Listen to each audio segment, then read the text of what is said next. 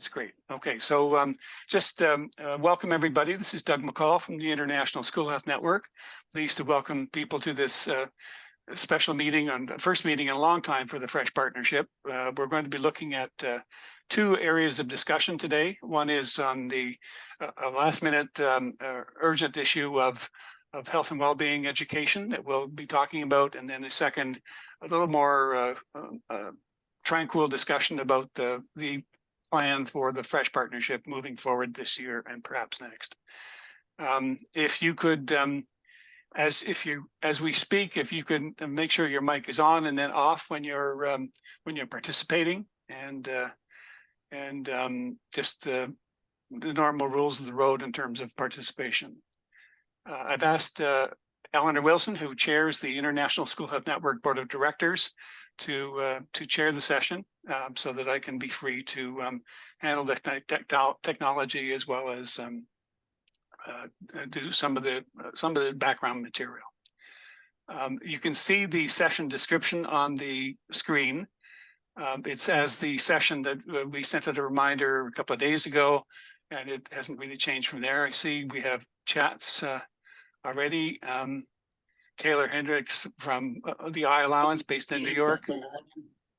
And also, so please feel free to go into the chat, and Ellen, if you could keep an eye on that as we proceed as well, so we can both keep making sure we're catching everything. I'm going to move to the second slide, if I can do that. If I can do that properly. Okay. And that's our agenda for the day. Introductions. We've invited several people to be with us today with expertise in the area of health and well-being education. And I've asked Irma Leof from the Global Network of Deans of Education to just briefly introduce the statement that has been developed by a number of educator organizations from around the world. Quite excited about that. And then to look at the some of the background, a brief mention of the FRESH working group that was active for the last 2 years, skipping a year with my absence, but it's has done a lot of the background work on health literacy, life skills, and social inclusion. And several people on the line today will have been part of that discussion or those discussions, as well as a complementary international research group being led by the World Education Research Association. And then 3 and 4 are the focus points for the meeting. Lydia and Joanna will be talking a little bit, talking about the context and UNESCO progress in promoting health and well-being, both internally and externally. And then we'll get into some of the specifics in terms of the other items under that section on the recommendation. The recommendation is really a set of recommendations. It's the terminology that UNESCO has been using. So if you had a chance to read through the document, you see that it's actually a pretty good framework for quality education at all levels, not only K to 12, but the early childhood and post-secondary as well. And the last section, if we have time, we'll look at the FRESH working plan, and there are 4 aspects of that I'd like to get to. So if there's any questions about the agenda, any things that people want to raise before I go to the next slide? If not, then here are some of the people who are in the meeting. I apologize for not getting everybody on this list, but we have the ISHN Board of Directors. We're a small group with Eleanor and Lloyd and Janet. Eleanor is a former Deputy Minister in Health Canada, a longtime friend and co-worker in school health, starting in Manitoba way back when for Eleanor's participation. Lloyd is the former director of the CDC School Health Program, and Janet has been a longtime supporter and is also one of her, I'm not sure paid jobs, but jobs is to be co-editor of the European Education Journal. So we're pleased. We'll be expanding our little board of directors and getting more active as an ISHN, as an advocacy group moving forward. The Global Network of Deans of Education, Irma is with us today. World Education Research Association, Liesl Eberschen from WERA, Unfortunately, her son had a motorcycle accident this morning, so she's not Mm. able to join us, but he's all right. And but she'll be joining us later on in this in subsequent discussions.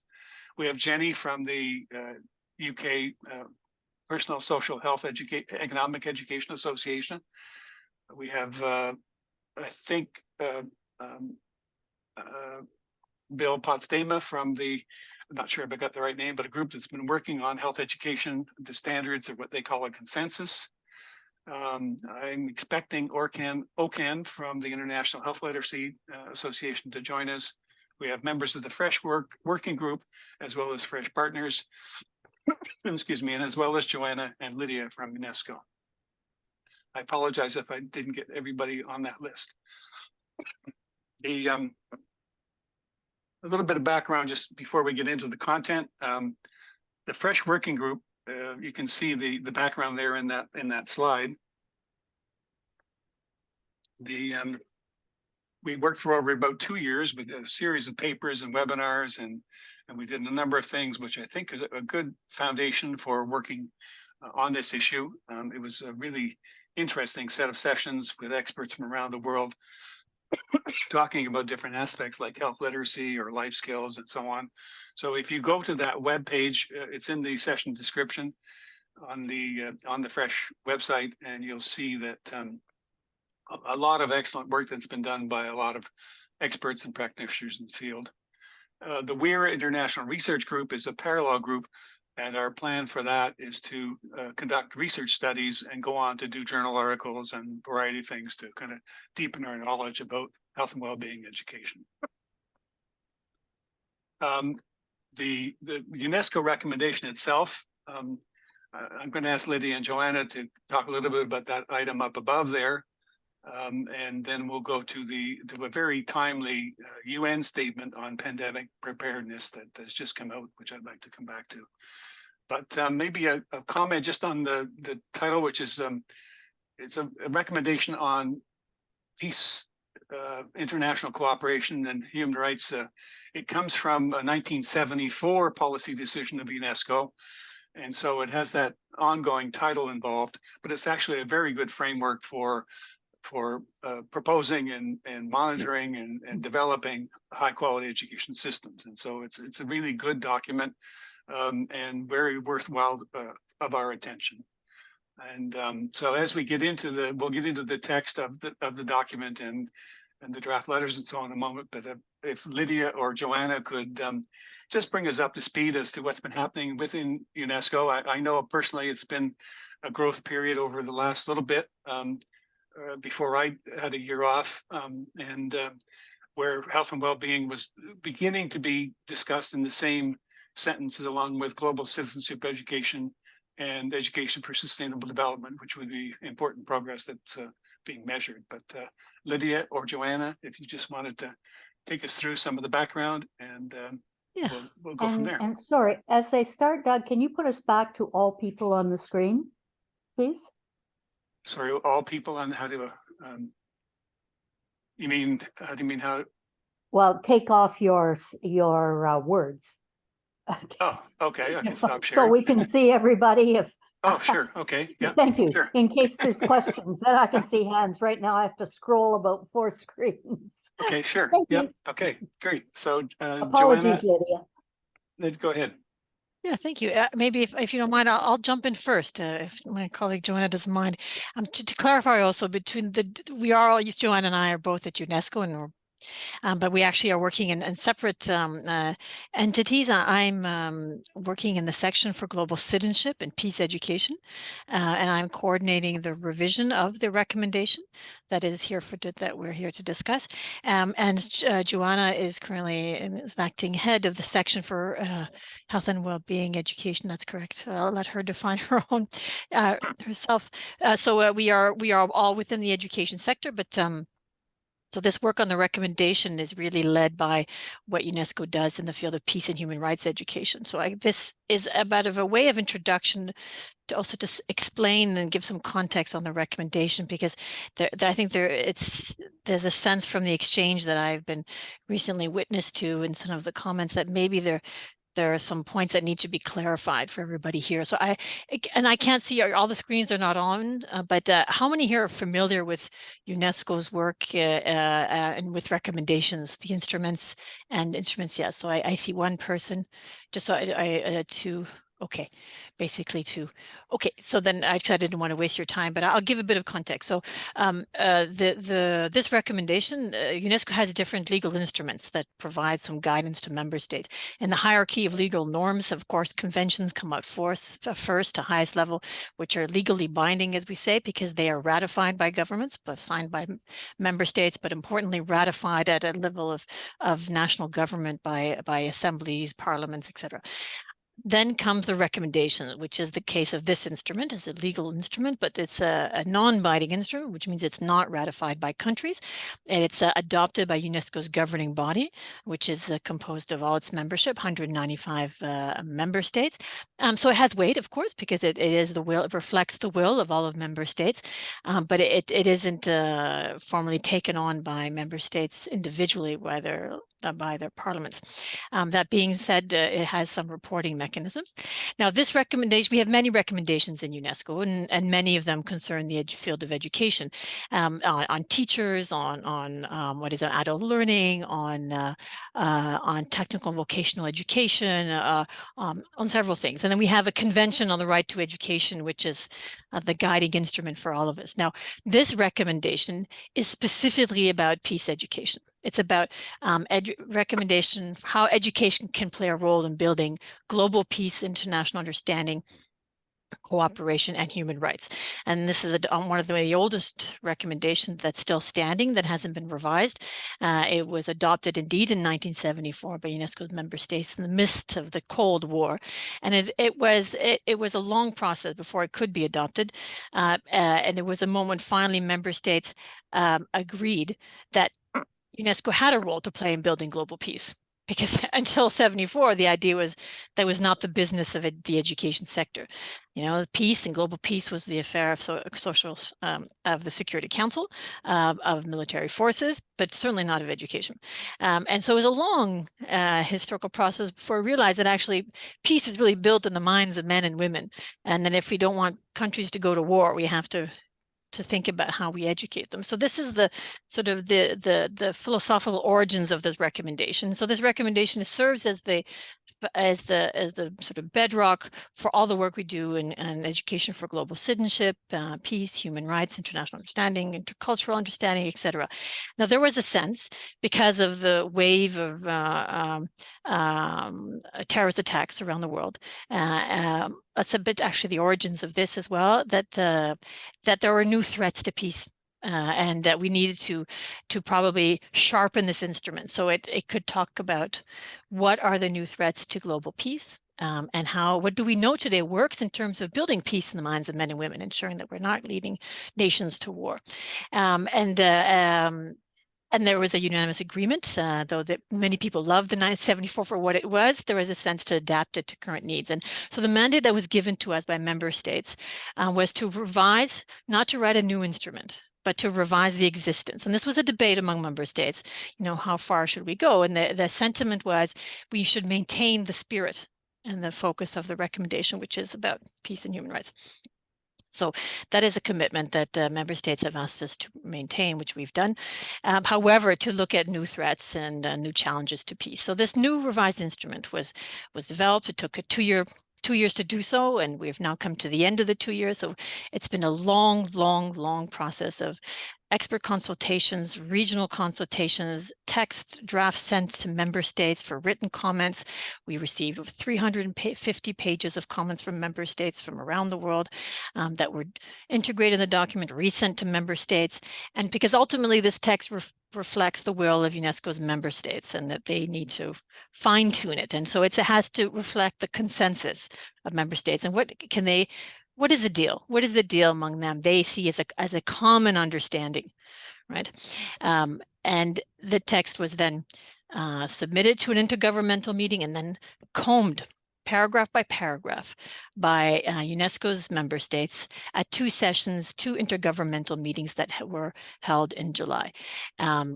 balancing out paragraphs and words to ensure that, first of all, we're in line with the spirit of the original recommendation, and that we were honoring the mandate that was given to given to UNESCO for the revision of the parameters, which is to align to the new sort of legal landscapes. A lot of new legal instruments were adopted since '74, and the new understandings of what it takes to preserve global peace and international understanding, human rights in our world. So the document that you've seen is the result of this, of of a broad, participatory, inclusive process, a delicate balance that I think member states have agreed to already in July.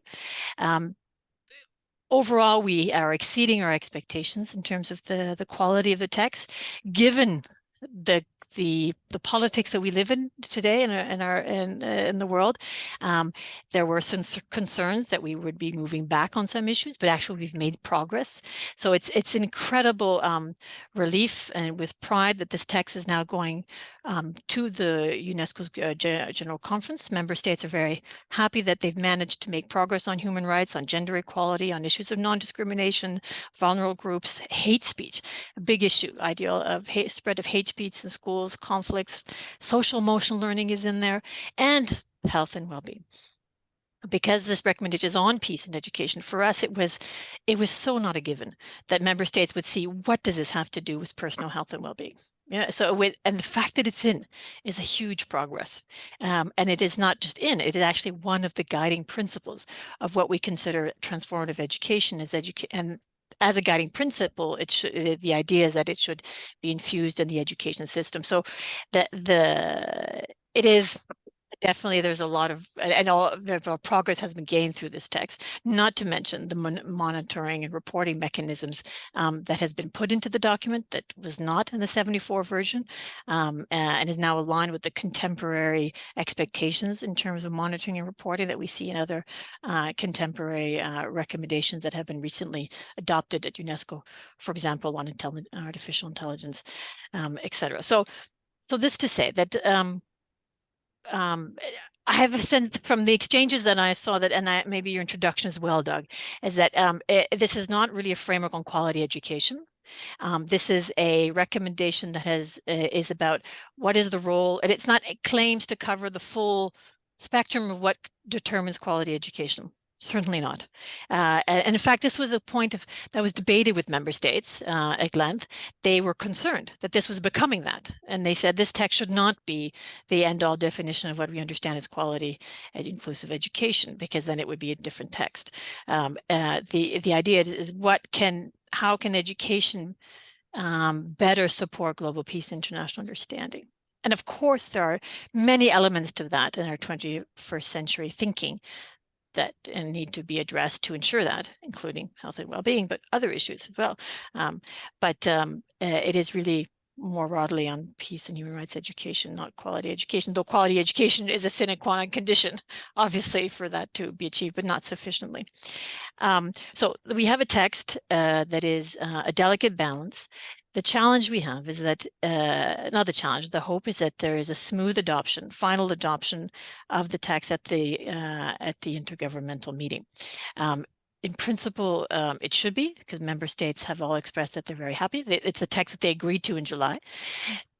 If the text is reopened, which is certainly not the hope of neither the member states any members that we've heard, we risk unraveling the very delicate balance in the text on human rights, on gender equality, on hate speech, on violence, and all these issues, and on the monitoring, et cetera, or any other aspect potentially where there was give and take, and this is the text they could live with. If we disbalance that and open a paragraph, we will have other paragraphs unraveled, and we risk not adopting the document. So I think that there is this feeling that we cannot go down that road, or we jeopardize the adoption of the text. Now, that being said, because this is a document which is a recommendation, has the basic key elements are there that member states are happy with. The guidance that UNESCO will be developing, implementation guidance, that is the first thing that UNESCO will be doing. And this is UNESCO's job. It's not the member states' job. UNESCO is in charge of developing the implementation guide. So we are of course, here to make sure that this guidance is comprehensive and expands, it unpacks every one of these aspects, because we couldn't put all the level of detail in the recommendation. And this is also what member states were concerned with, is it was getting too detailed.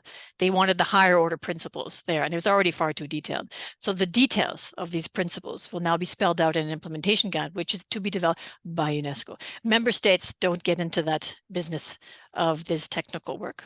It's really UNESCO to prepare. We consult with member states. We can get their feedback and input and fine-tune these instruments with national experts and building on their experience, of course. But this is really a job that is then taken over by the Secretariat, and where, of course, we are happy to work with all the partners, such as FRESH and other networks, who need to be sharing their experience to make sure that we have relevant implementation guidance tools and monitoring frameworks of any sort. So I think these things point, I'm sorry, I would take a bit of time to explain, because I sense that there's maybe been these elements missing to fully grasp what is at stake here, and what could be what would be the smartest move at this point,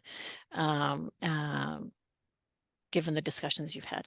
So I'd be happy to take questions to clarify further if there's anything else, and invite Joanna if there's something I've forgotten or misrepresented. Thank you for the opportunity to speak. Joanna, do you want to add to that, please? I'm happy to leave it. I think Lydia's given really a fantastic summary of how the recommendations come about and what the opportunities are. And perhaps it's a moment for questions. And if there's some kind of further clarification, I can step in. As Lydia mentioned, I'm currently the acting chief of the section of for health and education, so have more of a responsibility around UNESCO's overall work on health and education. And there's other colleagues from UNESCO here in the meeting, as we often are, but perhaps it's a good moment for any questions.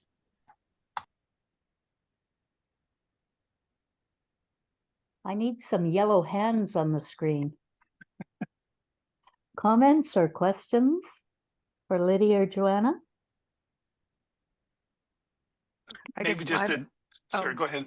Go ahead. Sorry, Doug. No, I guess I just wanted to better understand if there is a structure to how we can provide feedback. From what I understand, and Lydia, please do correct me if I misunderstood, there is a general consensus with the current recommendations, and any adjustments to that is basically ill-advised. However, there is an opportunity within the implementation guide and procedures, but then I guess us as a group, how can we be best effective or more effective in providing our inputs and insights into specific areas? Is there a format that UNESCO and is usually has a lot of procedural bits, so I just wanted to understand if there is a way that we can kind of go ahead. Yeah, no, absolutely, and I appreciate that, and I sense the passion, the interest, the conviction in this group and others, and on every one of the topics that we deal with. We find similar groups such as yours, and we're very grateful, because we know that all the work that you do and the support that you bring. But I think to realize that we're on the same side, and in that sense, though, if I may say, the next goal, I don't want to use the term battle, because this is not a battle. We're here, UNESCO, here to serve member states, but the next objective, because this recommendation is now is really seen is about to be adopted, and what matters is the overarching guiding principles. What is below the overarching principles is already has been discussed as these. It's not comprehensive, and it's already far too detailed. We need to get them to agree on the principles, and that is where we are, and we're moving towards adoption, which is great. The next step is the implementation guide, and the door's open. Now, it's between us and you, meaning us, you as a network. It's as simple as that. An email, we exchange, we call a meeting, we can exchange, we are just at the stage right now of drafting the follow-up plan, and the drafting of the implementation strategy is part of the plan, but there's also communication, there's many aspects. We're still thinking about how to develop the document. There's probably going to be many chapters. We're not too sure if we're doing it by level or by theme, by grade level, and bringing in different actors, or we may do drafts and share them for peer review. But it's really, it's like any of the technical kinds that we do. It is the more are involved with substantive info, the better the document, right? So there's no formality. The door's open, and we are in the process of designing the development process. So any ideas are welcome as well, how you can contribute. If we would be delighted to hear from you as a group, for example, where do you see yourself contributing on the monitoring piece, on the collecting evidence and research, on all the good practices, case studies. I mean, forgive me for not knowing, because this is really not this is not our field. This would be Joanna's field, so she probably wouldn't be able to answer that question. But working in peace and human rights education, we know it's new for us. So to tell us where you would like to be involved and contribute, we'll be happy to involve you. Doug, I believe you had a comment. Just a comment, maybe Lydia or Joanna could comment a little bit on the curriculum section of the recommendation. Yes, which was an area of concern for us. I understand that. Yeah. Yeah. If you could. Yeah. No, I understand that. And it's always important. I mean, with these documents, it's, as I'm sure many of you know, who've been involved in international policymaking, that it's not as unfortunately, it is not as you have one mind drafting a text, which is consistent and constructed throughout. It is 195 hands on the text. And unfortunately, that leads to, and our strengths to that, it's therefore a consensus text, but also to inconsistencies in the way it's drafted when you have 195 member states. And often every paragraph is seen as a standalone. You have a member state that is really adamant, that paragraph 25 talking about refugees was extremely important to them, and they wanted everything in that paragraph to be stated on refugees, not looking at the whole economy of the text, that maybe other issues they would look at paragraph 25. So there's a lot of that in the text. And so it's important to understand the genealogy of how these texts are forged to put it in context. So that said, the curriculum paragraph, there was a big debate whether we should even go into topics and subject matters. The feeling of the Secretariat and of the experts that convened and helped draft the first version was, let's not do that. Because in fact, in our day where, we're questioning, this curricular approach to education, right? Things are more and more cross-curricular, should we have a paragraph on every single subject? Because then the list would be endless. How to build peace through math, through physics, through history. I mean, every subject could potentially support peace and human rights. And they said that you would have 50-page documents. So our position was originally to avoid that, look at principles, just the principles that should be embedded in the subject. Of course, we had to retain some of the issues that were in the original document. In the original 74 document, member states in the 70s felt history was the key issue. And this is, of course, because the Second World War was very fresh. And they sensed that the way you taught about violence and conflict was key to building peace in the minds of men and women. So there's a paragraph on history, but that's a historical legacy. And then there was, then member states said, well, we have to talk about sports, violence in sports. Okay. And then someone said, well, science, of course, member state sent in the written comments, requested science because UNESCO has so many recommendations on science. We should have something about, the right to knowledge in an era of fake news. So it ended up growing, but it is an awkward, in a sense, it's a non-exhaustive list of subject matters that are deserving of interest and that are potential areas to promote peace and human rights, international understanding. So there are many issues that could be said. What is, if I may say something, when it comes to the implementation of the recommendation, because that is what is going to serve, the guiding principles, and there's a strong paragraph there on social emotional learning in the guiding principles, and paragraph 10 on the topic. And this principle is to be infused throughout the education systems and every one of the policy blocks of the education system. So that's from curriculum to assessment to learning environment, teaching and learning material. These principles should be mainstream at every aspect of the education system and at every level. That's our policy. So including curriculum, but assessment, learning materials. I mean, these are key principles throughout the education system. And that is the spirit of the recommendation and what's stated in the recommendation as well. So we will make sure of that it's done in the implementation guide. So how to do that would be, guidance for you would be helpful. So sorry. Can I just come in at this moment? Because I think, Doug, what we're hearing and seeing in your documentation is a concern about it not being in that particular paragraph. And I hope Lydia's response has gone some way to helping explain how and why that happens, and that it's never been an intentional disregard. Yeah. Absolutely the opposite. And you, Doug, for whatever reasons compelled you to do it, sat and watched the videos of those 9 days worth of very intensive negotiations between member states, a week in June and 4 further days in July. And you will have seen, now we're, gavel, now we're dealing with section V, paragraph A, point 1. And at that moment, who knows who has having to attend another meeting, who's in the room, who's looking specifically at the issues on policies, who's looking at curriculum. And as Lydia explained, that there is no one mandated, because it's an intergovernmental negotiation, no one mandated to hold that thread through it. But what I want to point out, and this is the work that we've done from our team. So Lydia has been responsible for the kind of secretariat for supporting the editorial process and supporting the member states and the chair as they've gone through this process. So it's been very closely looking at every version and the communications. We've been taking a look and come in at those moments. And what I see is an incredible advance when we look at the issues of health and well-being. Notions that weren't even contemplated 25 years ago in wider debates around education development. And I think we have all of this community, the school health community, the HIV community, those working on gender equality in education and other fields. We all have come into these debates around what quality education looks like and what needs to be delivered in order to ensure that all children learn but also thrive now and into the future.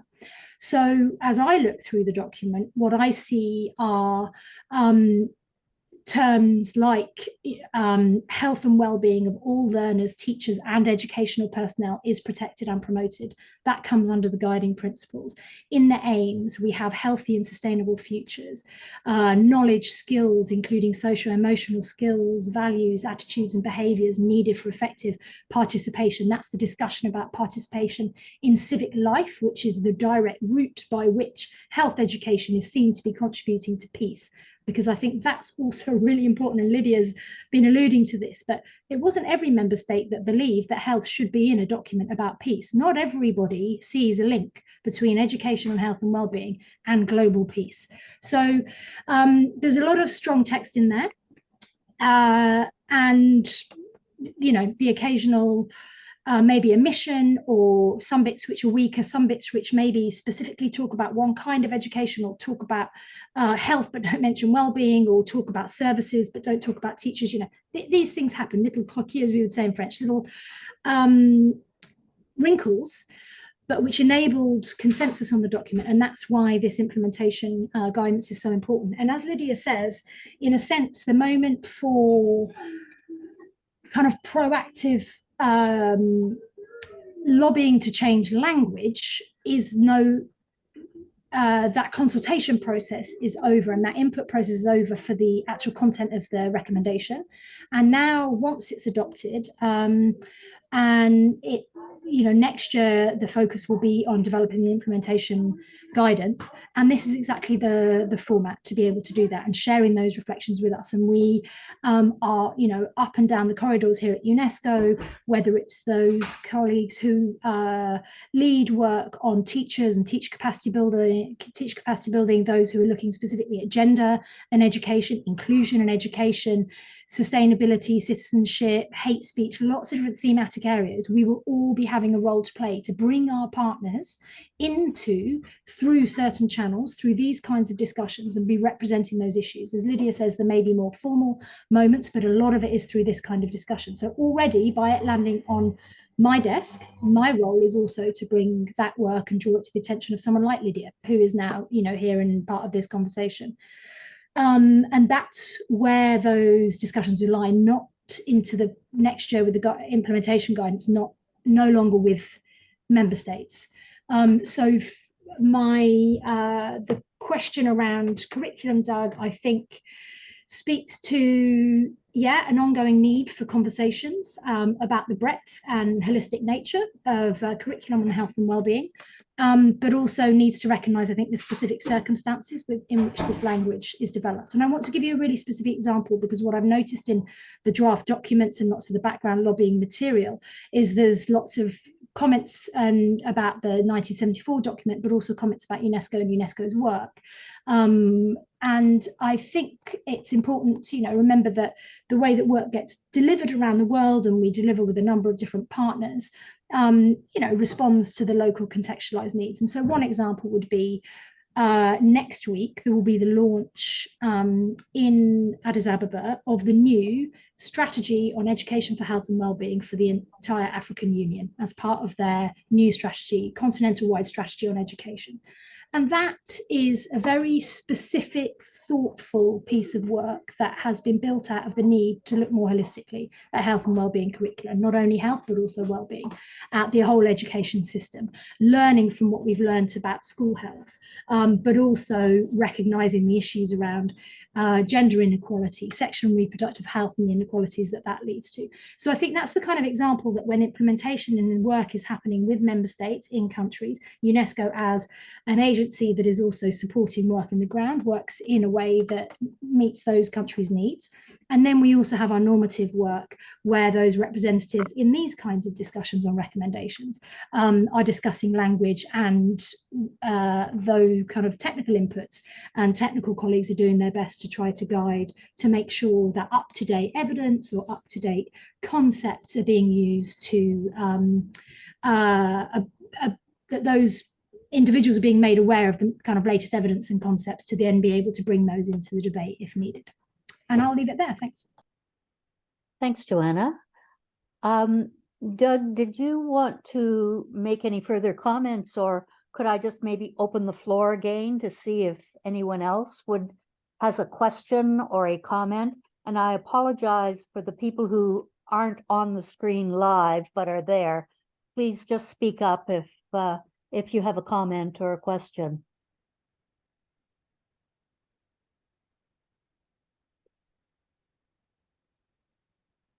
All right, Doug, back to you.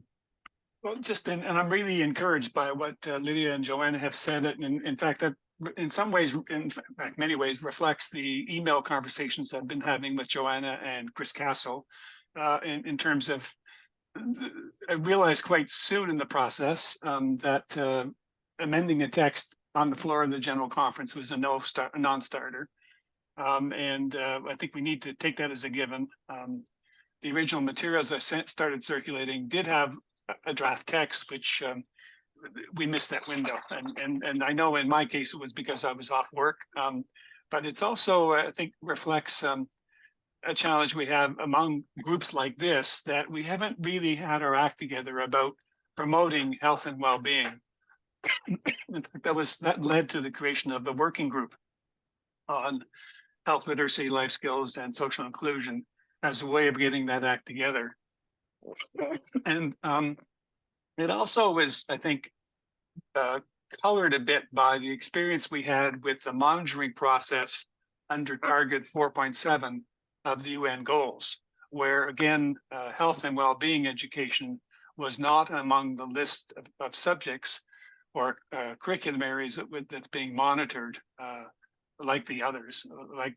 And so if you look at the targets under 4.7 and goal 4 overall, almost every other subject is covered in some way and monitored with indicators, but there isn't one And I had a conversation with the people in the Montreal office of UNESCO about that, the statistical division.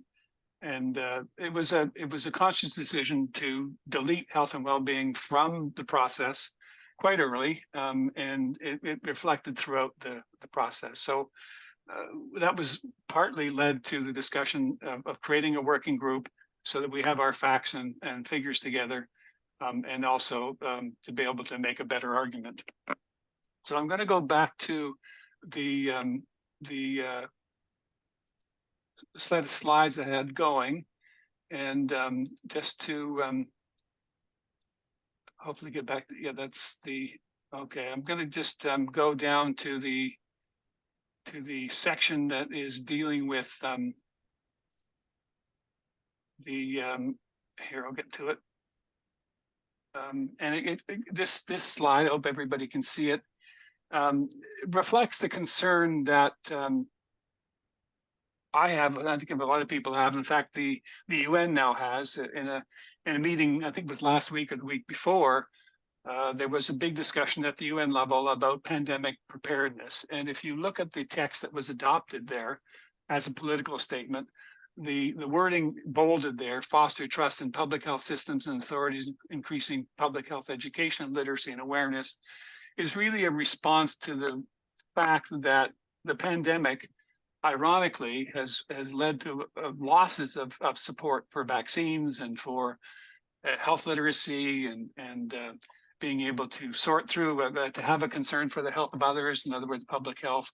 And so that's being recognized. And I think that gives us a bit of a policy opportunity to be able to, not only in responding to this document, but in responding to the pandemic preparedness document, that there needs to be an improvement in health and well-being education, not only in terms of general, because education can occur in a variety of forms in schools, but also within the formal curriculum in terms of the mandated subjects. And so that's something that is a real opportunity. And I'm glad that Joanna and Lydia have pointed out that we'll have the opportunity to input in terms of the implementation process as we move forward. And the other part, again, it goes back to the monitoring process. And it's been a difficult process for the UN agencies to monitor progress under Goal 4. Eventually, they came back to using this UN recommendation as perhaps a place marker for monitoring the entire system. And so that, I think, was part of the revision process, that took almost 2 years. Here is the UNESCO recommendation, the curriculum section. And if you go to the text, you'll see the full sentences. But you can see the 19 to 30 paragraphs there. There's almost everything is covered except health and well-being education. And I think it's important that we try to get the text, the overall text, as Lydia was saying, interpreted such that health and well-being is considered to be part of that list of topics or subjects, because the rest of the subjects are covered and described. Each of those points in that 19 through 30 are described in full paragraphs. And we'll need to make sure that the understanding that we all agree with here is followed through in the preparation, not only the implementation guidance, but also the monitoring process, because that is one of the things that will flow from this process, is to have, in the past, it's been a survey and a consultation, as it was called. And so if there is to be surveys to be done, that health and well-being education would be have the equivalent status of all the other subject areas noted in that last slide. Staying with the theme of opportunities, here's what, and I did enjoy, actually, Joanna, I did enjoy listening to the diplomats and the lawyers, as one delegate called themselves, and very intelligent, very, very well thought out comments and discussion. They're not educators, they're not health promoters, they're not social developers, so they have to work with words, and they're very good at working with words. And so I would recommend the document as a whole, as a good tool for countries and everybody else to consider. Read through the whole text, it is really quite good. But these two paragraphs in particular, I think, offer an opportunity. 10E, which is, as in the bolded section, calls for education for health and well-being of good quality. And then paragraph 49, which is an excellent text, which is actually describing the transformative potential of education and describes the goals of K-12 education, primary, secondary education. And you can see that health and personal and social development is a good part of that. So that, I hope, will provide a good context for us to insert, to get in the minds of the decision makers and policymakers in UNESCO that health and well-being is the equivalent of the other subject areas that are mentioned in the document. And so maybe Doug? to stop here and to ask if there are any questions, and then we'll go on to the next next two pieces. Thanks, Doug. Lydia, you have a comment. Yeah, thank you. I just have to, again, Doug, there's something that I find we're not understanding each other, that the documents that I've seen are encouraging the idea that the recipients of your communication should make an effort to revise the recommendation at the next session of the General Conference. One. And that it is up to those attending the General Conference to decide on the content of the implementation guide. On those 2 points, I think it is, it's actually not probably the best way to proceed, because in the sense that, first of all, the implementation guidance that UNESCO produces, it is a matter of principle for the organization to try to ensure that as a technical agency that we don't have, that we use the best minds, the best evidence to produce the guidance that we share with a member state. It's not, member states need to trust that the guidance that we produce is based on evidence and fact and good practice. It cannot be the word of a member state. It can't be dictated member state. The content of guidance, it can't be the General Conference that says this is what has to go in. Right? It's important that we are informed by people like you and not via the General Conference. So I don't think it would be wise to alert the General Conference and political actors on what needs to go into the implementation guide at a technical level. This is a technical tool, right? So that's so important. I think it's important so that if we were pursuing this idea of a draft letter and knowing exactly what is the most relevant action at this point. I mean, this is just to share my advice. And then the other point, just to clarify on the text, that under paragraph, within this section on guiding principles, right? So this is paragraph 8 now, and this is the core of the document. This is the higher order principles. You will see that there are guiding principles laid out here that are established as what should determine and be embedded in education systems. You have 2 paragraphs that concern health and well-being. Now, paragraph 8D, which is to promote an ethic of care and solidarity and compassion, reciprocity, convivial neighborhood relations, among people and in countries. And then G, which is ensure that the safety, health, and well-being of all learners, teachers, and education personnel are protected and promoted. So it's actually ingrained in the top, was it 14? We have 14 guiding principles, which will be monitored by our UNESCO's monitoring system and the questionnaire that we will be producing every 4 years to require member states to guide member states reporting. They will be reporting on these 14 guiding principles, 2 of which relate to health and well-being, right? So I think just to remind what is actually in the document, and the document also, you will see that this part 2 of the recommendation looks at every level of the education system: early childhood care, primary education, higher TVET, etc. There is a paragraph that contains reference to health and well-being on early childhood care and education. It's in there. It's in the primary and secondary, and it's in adult learning and education.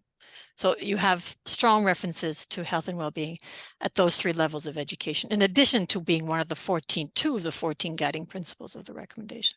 So I think you can rest assured that I think you have a solid text here to have member states report on, which is going to be interesting for you also for reporting on the target, because this recommendation is used to report on target 4.7, but also other reasons to report to, sort of collecting information at a country level.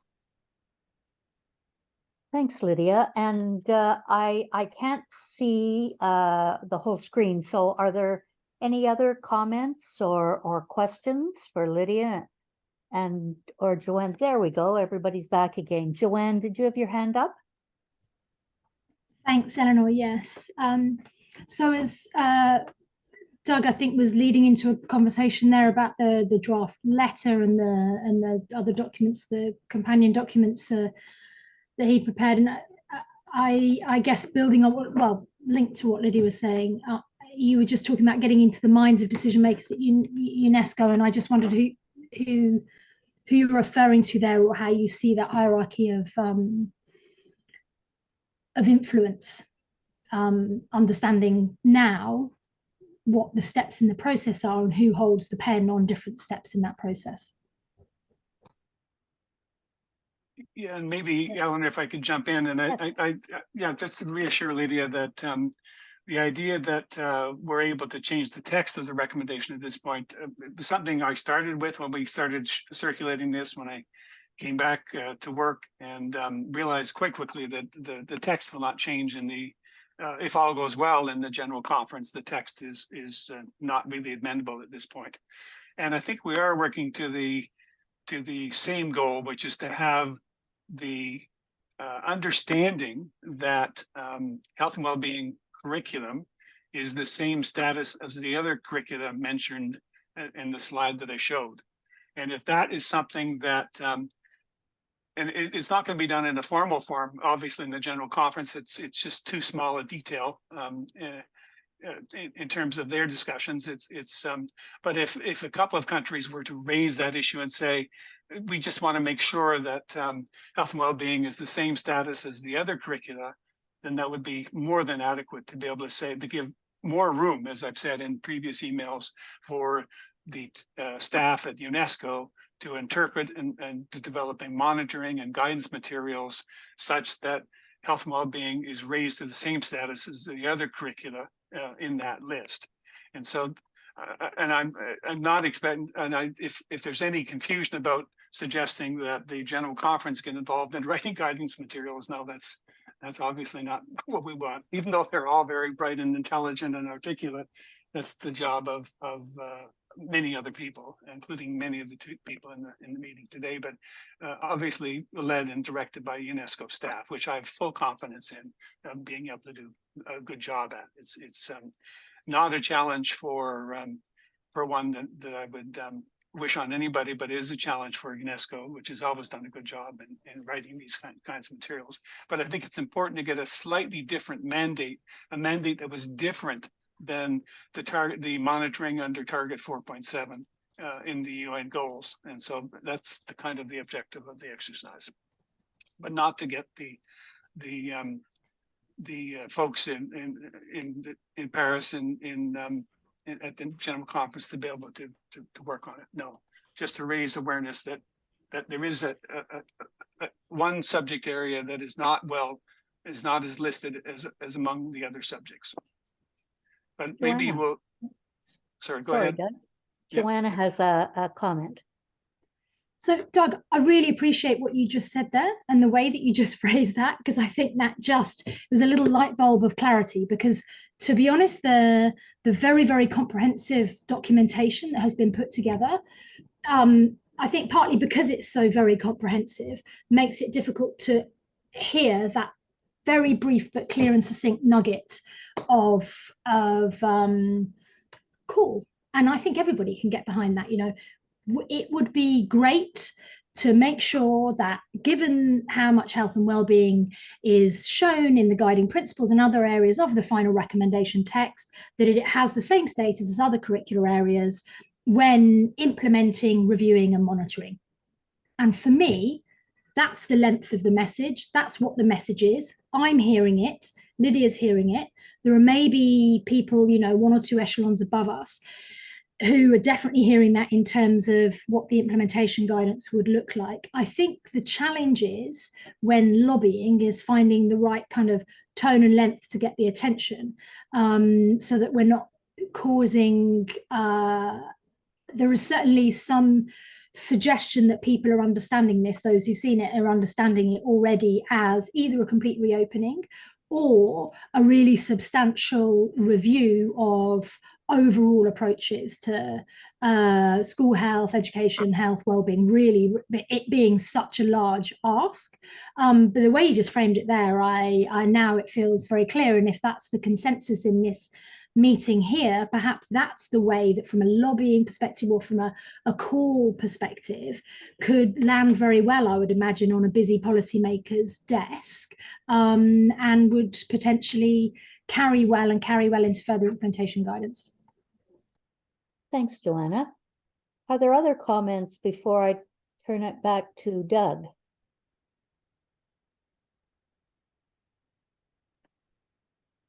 Doug? Well, this last slide I had shown was two questions: the draft letter going to the Director General of UNESCO, and also the fact sheet, the materials. I'll deal with the fact sheet. If people have had the opportunity or would like the opportunity to add, amend, delete anything to the fact sheet, please just send it directly to me, and I'll make sure that it gets in.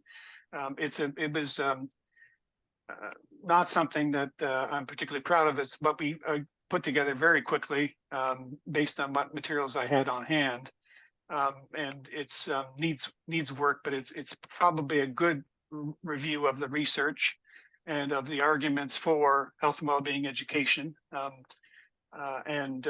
health and well-being curriculum. So if there's any additions, amendments, changes added to the draft, to the fact sheet, which is the latter part of the draft letter that was circulated, please send them directly and we'd be happy to do it. The second part, or the first part, really the draft letter, is something that as a lobbyist, I'm really not proud of. A former lobbyist, I used to do this for a living. And first of all, I would have been probably in deep trouble if I was trying to lobby something at this stage of the development of the decision-making process in any meeting, in any organization as large and complex as UNESCO. So it's partly, I think, our movement we've not really focused on health and well-being education as a core part of the frameworks that we all adopt, or as a core piece or a home for the work that we all do on different issues and topics. We've not really focused on that. We've always been focused on our issue or program of the day, or we've always said, yes, the curriculum is part of it, but we're really focused on physical environment or practical resources or poverty or whatever. And so we've never really focused on this core piece. So I think we need to really get our act together in terms of being able to make the case a lot more strongly. And I was surprised as we worked through the working group that I was going back to research, and Lloyd, you would know about the research in the mid 80s, primarily done in the US, about health education generally, how I had to go back there to find materials on how much instructional time is really recommended by the experts and so on. So it really is, the homework needs to be better done, and then we need to clarify some things. And there is a process to do that in terms of a follow-up to this meeting, and we'd be happy to feed that into UNESCO, or to be focusing on things that UNESCO would like to have looked at in any way that we can. It would be good. But in terms of the letter, sorry. Oh, go. no, go All right, ahead, Doug. Go ahead. Well, just in terms of the letter, everybody's seen the draft letter. It is a tone that is not one that I would usually use in a letter to that level, but it is something I think it's important that needs to be said. That the health and well-being curricula, we've made progress on health and well-being education in general, but health and well-being curricula needs to be better supported by UNESCO. And so we need to make that point as strongly as we can. And as I said in previous emails, it needs to be somewhat, we need to catch people's attention in a way that is both constructive, but also critical. And so that was the intent of that letter, a draft letter, and be happy to look for edits and changes, work with anybody here to make sure that it's something that would be not causing more fuss than progress. But I think it's something that needs to be said as carefully as we can, but still needs to be said. So we'll stop there and ask for comments. I don't know if people have had a chance to look at the draft letter and see if people wanted to take a look at that. Thanks, Doug. And I'm just reflecting on a comment that Lydia, thank you very much, Lydia, put in the chat, saying that as the recommendation is currently written, it contains language that is sufficient to justify promoting HWB in the curricula. So, you know, I think that gives us perhaps a nice lead in for perhaps taking that as a given in our, if we wish to continue with the idea of writing a strong letter of support for what is there. Lydia. Yeah, so sorry, I don't, please, if anybody else wants to speak, I don't want to take more minutes from anybody else, but I think it's extremely, this is a very important conversation, and a lot is at stake. I just want to be very clear here with, and I'm sure that, you know, things are being said, say that if the ambition, I think in any lobbying effort, you know, you want to target your message where you think it's going to get the most out of it, right?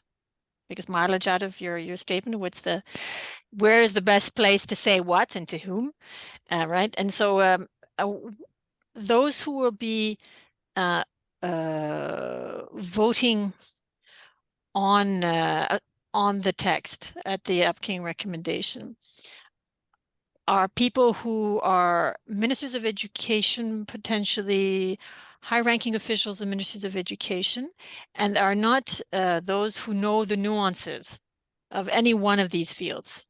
Neither peace education, they're not experts in peace education or in health and well-being education. They are focusing on the higher order issues and very political issues. And as far as they're concerned, what they see is they for them, one of the strong messages coming out, at least in our communications on this text, we've been holding back because as long as it's not adopted, we can't communicate. But once it is adopted, one of the key messages is that we've made breakthrough in certain areas. And one of the breakthrough is to recognize that there's a continuum between interpersonal peace and healthy relationships and peace at a global level. That if you want global peace and building peace in the minds of men, people need to have healthy relationships with themselves and others around them in their communities and society, and you need health and well-being.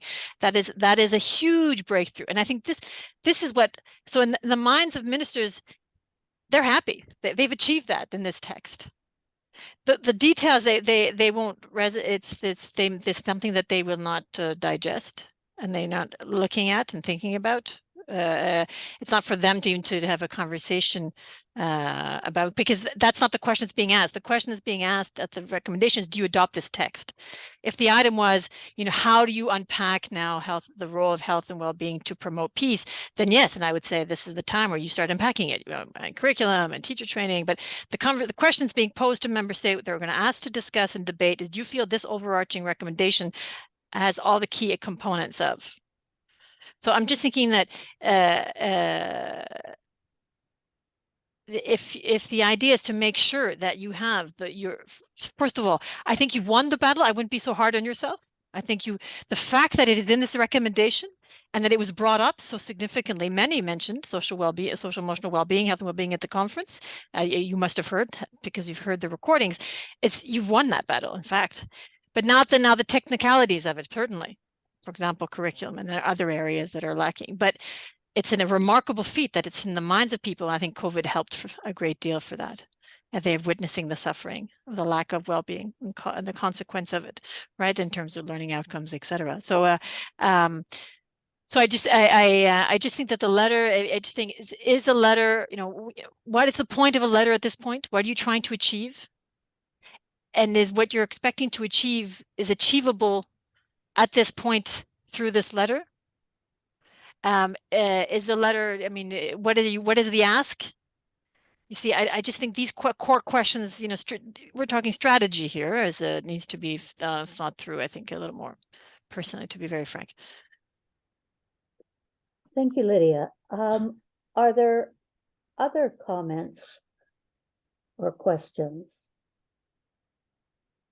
Before I turn it back to Doug, I'd just like to perhaps ask a question about your, I will put offer in quotation marks, that the next piece is that implementation piece where these ideas can be expanded on, because what I'm hearing, Lydia, correct me if I'm wrong, that the language is there for what we're looking for in health and well-being.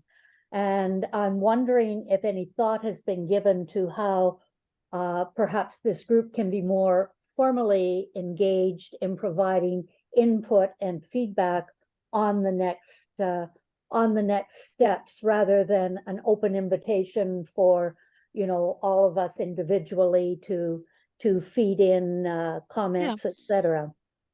Well, again, like I really have to say, so again, don't be so hard on yourselves, but this is a great win for you. And we have noticed, because we don't work in the field of health and well-being, and it just came strongly to us that this is now, it's now been established that it has to be part of the agenda.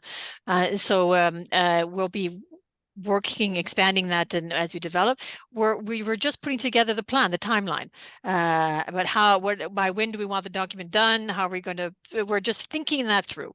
So I can't even give you answers on that, but they're definitely in the process of developing it. We will be doing the review of evidence, ensuring that it is properly peer reviewed, bringing in the expertise. So, and honestly, I'm very honest in terms of if you have any thoughts, how you think you can contribute as a group, because I think that's what the interest is, on what part of the piece you're interested in. As of course, for me, I'm assuming peer reviewing is as a given, that's the easiest, but more substantively, maybe would you like to prepare a paper, something that expands? You can prepare spelling out what you think should be in the implementation guide as a contribution to UNESCO towards this. Any thoughts? Or we can schedule a meeting to reflect on that after the text is adopted.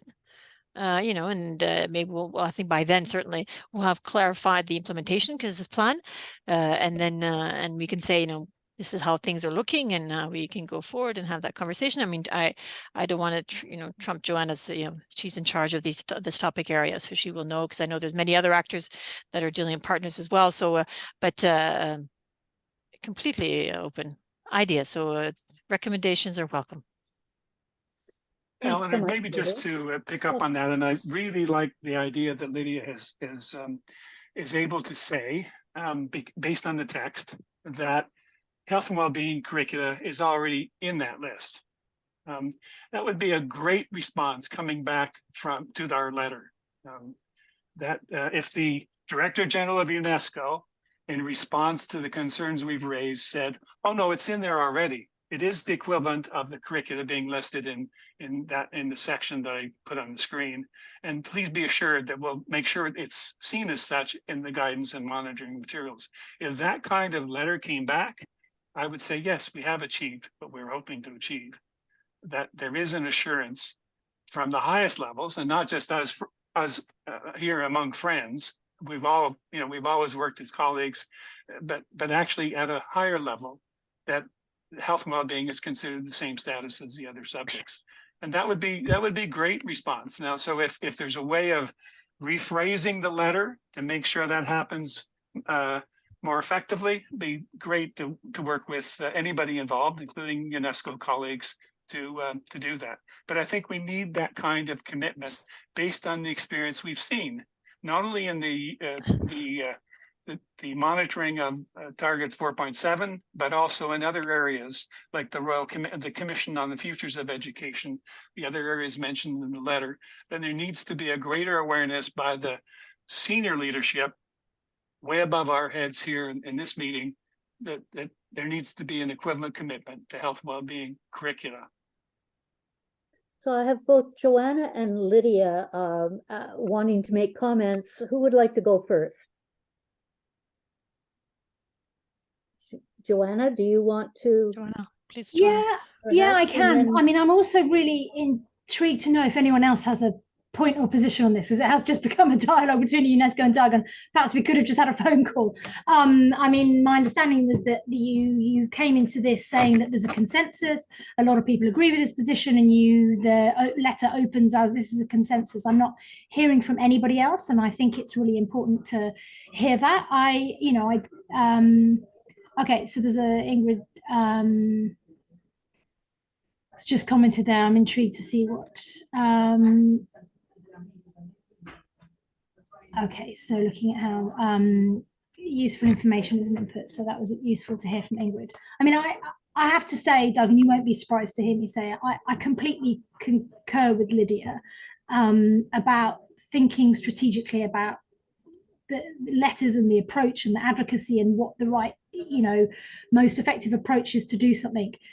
And I'm not quite clear on what more of a win can be had beyond this incredibly amended text, this massive recognition, which builds on the back of, as I said before, 25 years worth of work on school health, on HIV, on sexual and reproductive health, on ending gender-based violence, on bringing all of those issues together really to the extent possible, on linking social and emotional learning to health outcomes, on thinking about life course, focusing on early childhood, adolescence, all of those themes which so often are talked about in silos. The win is there, and it's not quite clear what more can really be achieved at this point through the approaches that are being suggested. And I think the focus on the next steps and what does it mean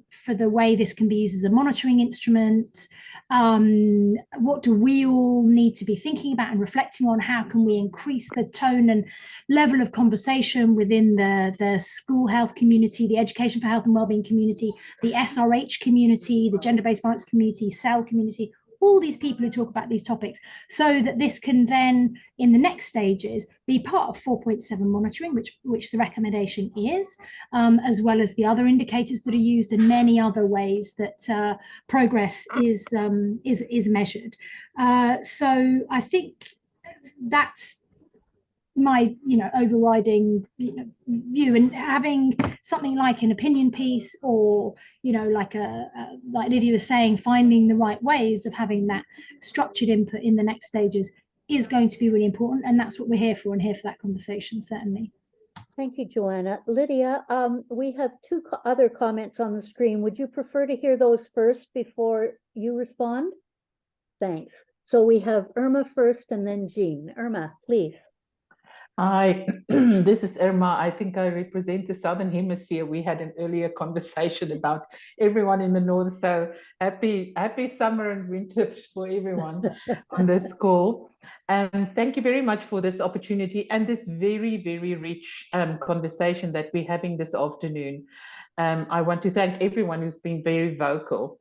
So I chair the Global Network of Deans of Education, and so this afternoon, I really tried to take a listening approach, because what we try to do with the conversation that we've had with a variety of educator groups, school counselors, people who work in health education for the last 2 years, is to facilitate a discussion on what are the things that we can learn post-pandemic, specifically in how we reshape the landscape of the whole school curriculum with all the relevant stakeholders. And we wanted to activate discussions around these themes that we're talking about this afternoon.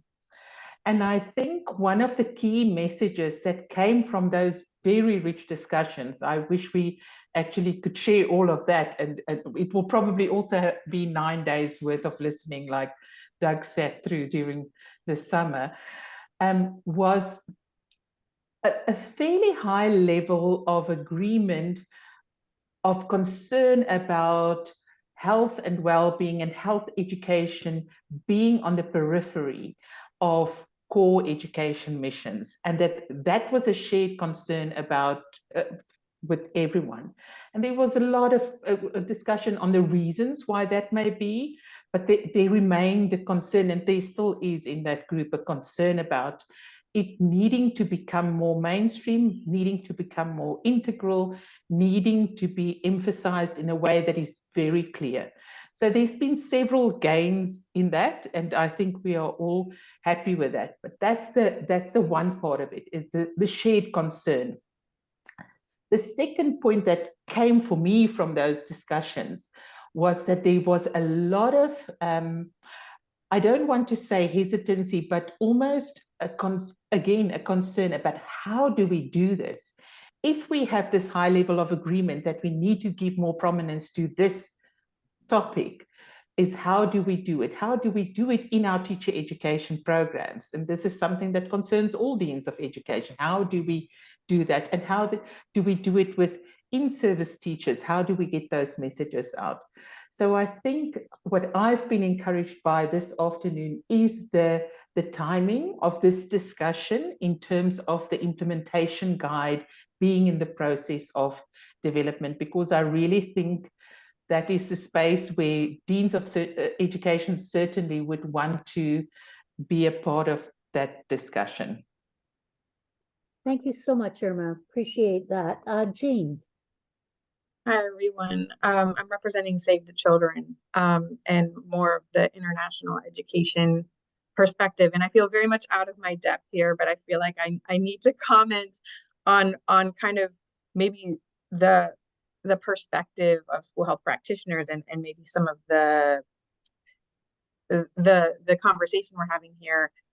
Just to say, I think implementation, ensuring health education and health and well-being education were part of the implementation guidance, and official guidance would probably resolve a lot of these issues. But just to say that as a practitioner and as someone who works in the education sector, who is often not prioritized because health is like a cross-sectoral area, if things aren't explicit, they don't happen. And I think that that's what Doug is bringing up here is it's broad, and we all know well-being is used quite frankly as a catch-all to appease a lot of people because it means a lot of things. But if you don't have that point somewhere that health and well-being education is somewhere and very explicit, it will get lost and it will get forgotten. And I think that that's what we've learned in the school health world is we are not, the education sector has so many priorities, and if we're not in that, it's not going to happen because budgets are low, and that's what we experience. And I can say social and emotional learning, they don't consider themselves health, and I can say that safety folks don't really talk about health. There's overlap, but they don't talk about it. And so some of these other, yes, climate and education should have health in it. Those other things should have health in it, but they might not. And that's what, as practitioners we see. And I would say we're working on a policy practice implementation policy project across 4 countries in sub-Saharan Africa. And we've looked specifically at what happened, the response of COVID-19 response through the education sector. And I can say in all those 4 countries that they're not talking about COVID anymore. They're not saying, oh, we really need to improve our health education because to prevent pandemics in the future. These aren't conversations that are happening. There was an intense investment and it's gone. And that's what we're seeing from a lot of our field assessments and our field research. And so, I think from our lens of what we're seeing, I think that that's what Doug is bringing up is this fear that, yes, we understand these things are inherent and they're in kind of the big picture, but if they're not explicit somewhere, and it can be in the implementation guidance, it will not be prioritized anymore. And I think that that's what we're seeing. So just kind of I feel very much out of my depth here, but I feel like I needed to comment because that's what we see on our side. There's a lot of competing priorities. So thank you. Thank you, Jean. That was really helpful. And there's a comment from Salome in the chat. I'm just going to go to the last part of her comment. It is more imperative to have more intentionality around pushing a health and well-being curricula as critical. And so it is seen not as an option, as it never gets the funding or attention that it needs.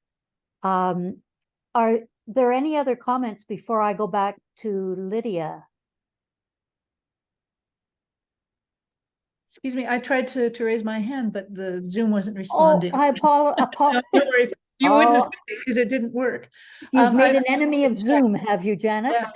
I've mastered Zoom, but my Zoom is not responding today. Okay, go ahead. Sorry. So it's just the question of, in terms of the implementation plan that we're talking about, when we talk about implementation, are we encompassing monitoring and evaluation as part of that? Because if we're not tracking it, it's very unlikely to happen in any way. So I just was wondering about that.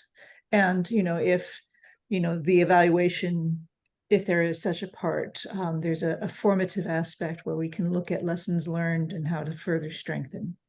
So that's my question. Let me go back to Lydia now. There's a rich exchange going on in the chat, so when people have time to click on that. So Lydia, over to you. No, great. I can't agree more with all of you, and Irma, what you were sharing in terms of your experience as a practitioner, and I feel this. I feel the same way in my field. Our field is, peace and human rights education and international education for international understanding, or global citizenship education. That we're in the same. We have the same plight, that we feel that. Target 4.7, as we say, as here at the UN, but all these areas of intercultural education, respect for diversity education, all these issues, health, are marginal and aren't central to what we call quality education. And we saw it, I'm sorry to say, with tests and other processes that were not addressed. It's marginal, that it's hard to be brought in systematically, centrally, and if it's not stated, it's not committed to. If it's not counted, it doesn't matter. I cannot agree with you more, and I think we're all on the same side, as I said at the beginning. We really are, but again, so I know this conversation is now turning about the substance of the issues, and I'll let you continue with that maybe in your next point on your agenda. And I think we're all in the same boat, and we are allies in this sense completely, because we are contributing in minute ways, but to one same goal, right? Again, it's choosing the moments to move that agenda forward. And what we are finding, to share a bit of experience from the peace and human rights field, is what we're saying, that we need to occupy now, to get out of the education space, and we need to get into the pure education space, to start where the mainstream discussions are on budgets and priorities.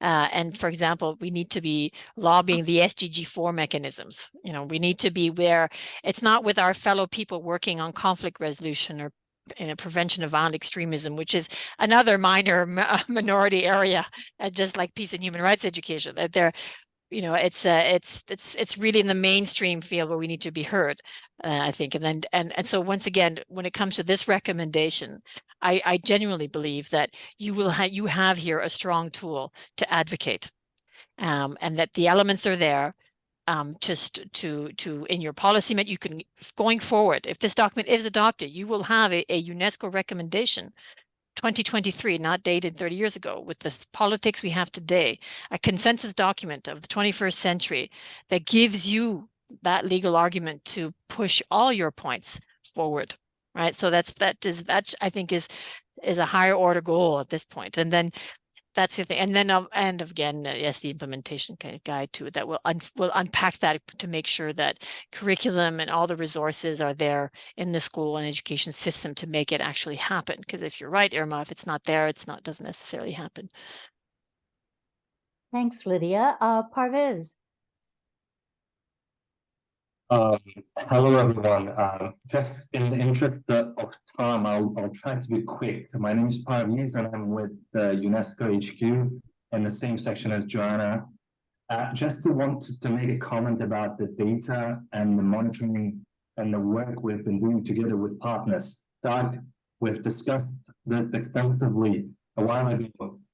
We had a chance actually as part of the Fresh Partners meeting to discuss the measurement gaps and the gaps in monitoring and the data with regards to the school health and nutrition. And we've also discussed together with partners some of the initiatives that we planned on doing. And then since then, we're doing some great achievements already at hand. And one of them being the launch of the first flagship UNESCO report, and put together with partners on school health and nutrition. For the first time, bringing together all the evidence on the education sector response to learners' health and well-being. I encourage you to consult the report, and on the basis of that, there are some ambitious plans that we are planning to put forward with regard to make this monitoring routine and regular, not once in a while. For example, our partnership with WHO on revitalizing the global school health policies and practices survey, and actual development of the online platforms, and supporting the actual implementation in Sub-Saharan Africa in the coming years will all contribute to the generation of valid, reliable, up-to-date data on school health and nutrition. And we're not going to stop there. There is some interesting and again ambitious plans, and I'm happy to brief you now on that once we have a dedicated M&A session, Doug, because there is a lot to catch up. There's been a lot of interesting developments in the field. Thank you. Thank you very much. Any further comments before I turn it back to Doug? As we're starting to lose people, other meetings start to intervene. So Doug, back to you. Just, yeah, we said 90 minutes and also glad I noted that if we have time, we'll get to the work plan for FRESH. But I think we're very much on the same wavelength here among friends. And I think our challenge is to get this nailed down. And Janet's comment about monitoring is a really good one, because in my experience as an educator, what is monitored, what matters is monitored, or no, what is monitored matters. And so it's very important to have the same status for health and well-being curriculum. And there's lots of other stuff that has all been mentioned about school health promotion and social development, safety, and all that other good stuff. But the focus needs to be on, is the health and well-being curricula same status as the other curricula in that section in the recommendation? And if it's considered to be that, then we can do something that I think I've done before as a lobbyist, where you end up writing both the letter to the decision maker and helping to draft the decision maker's response. So if we can craft a letter that's going to get the best response from the most senior people in UNESCO, and that's not counting anybody at this table, and be reasonably assured that the letter coming back, that we have the same idea that it's going to come back saying, oh yes, it's in the plans, health and well-being curricula is part of the implementation plan, is part of the guidance materials being developed, and is part of the monitoring process being developed, then we will, yes, indeed, have achieved a victory here. Right now, with all due respect to the rest of the text, and it's really a good text, there's lots of really good things in the recommendation, it's not there in the same status. It's there in principle, it needs to be in practice as well. And so if we can look at drafting or redrafting the letter, I'd be happy to work with that and to consult more on the nature of that letter, but also to hope that we can get the draft of the response letter thought about as well. And then that's what would be really good lobbying in my previous experience as a lobbyist, so that if our friends who have speak directly to the powers that be in UNESCO are sure that they can say, oh yes, we'll have that once it's adopted, we'll be able to say, oh yes, now health and well-being curricula is the same status as the others, then we will achieve what we sought to achieve in this process. So maybe we'll not try to amend that letter right now, but we're happy to take further comments on it, and also, of course, on the question of the actual facts that we've gathered thus far, which is far less difficult to do. So be happy to rewrite that letter in a way that is more strategic than perhaps the draft is right now. And maybe just to finish up, Eleanor, in terms of the agenda, there is a next step in terms of continuing to do our homework in terms of health and well-being education. It's one of the parts of the work plan that we've suggested to the FRESH partners, that we start to work on that curricula. Our partners in the World Education Research Association, we have an international research network that we can work that out to answer some of the questions that have been bedeviling school health education, school health, and or what the Europeans call personal, social, and health education in a way that is constructive and perhaps gets published in various journals and so on. So we can work on that. But I'm really pleased with the conversations we've had. I really like to thank both Lydia and Joanna for taking the time to reassure us that they think they won the day, which is great. It's really helpful. And we can look forward to the next steps where we get this nailed down in terms of a response letter. Yes, and let me just add my thanks to both Lydia and Joanna for participating today and bringing all of the information that you've put on the table for us. It's greatly appreciated because it's when that kind of collaboration goes on that we get together where we both want to see this go. And thanks to the participants who've added the points of view from their organizations and groups from around the world. It's never easy to form those kinds of consensuses from many divergent points of view. But I think that this group has certainly coalesced around health and well-being being a primary focus where most of our activities can fit within the framework. And so, as Doug just mentioned, there'll be a redraft of the letter and perhaps the fact sheet. And we will be following up with both Lydia and Joanna to balance out how we can get our point across, but get it across in the most appropriate and positive way in terms of support for this. Is there anything, Lydia, that you want to make as a final comment? Or are you and Joanna comfortable at the moment?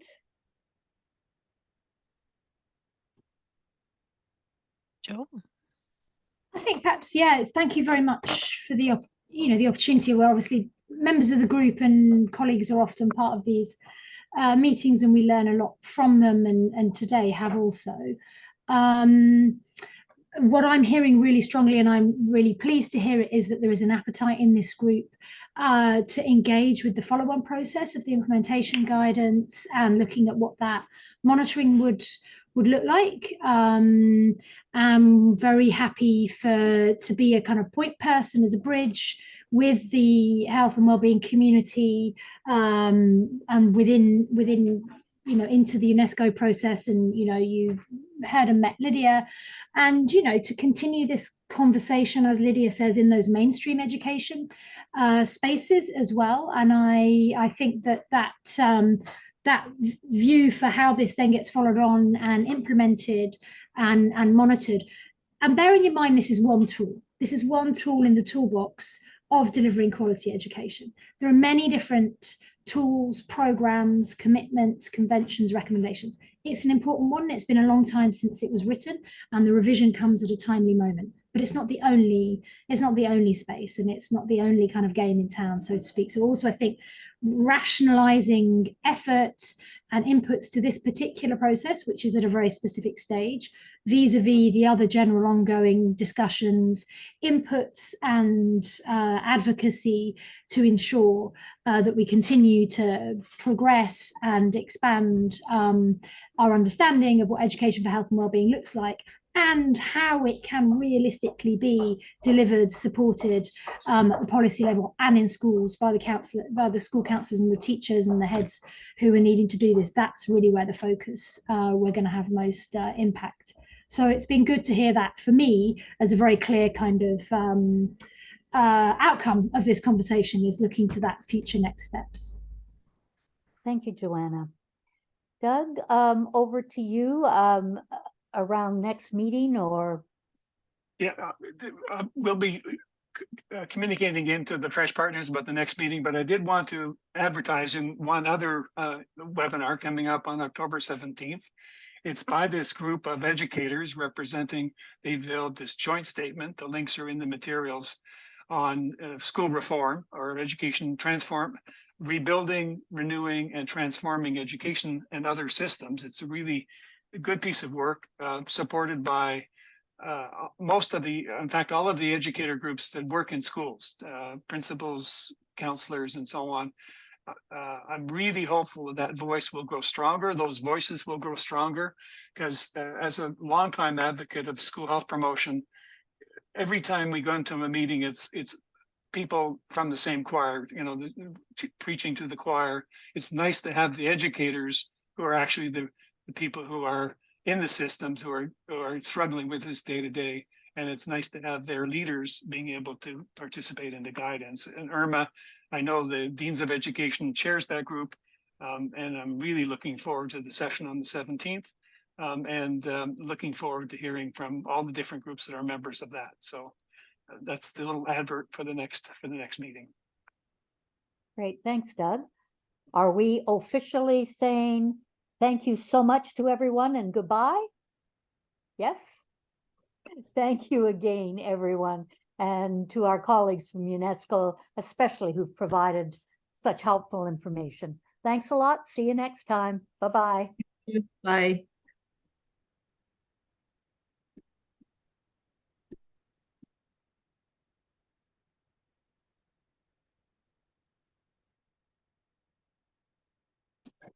That was fun. You should probably stop the recording.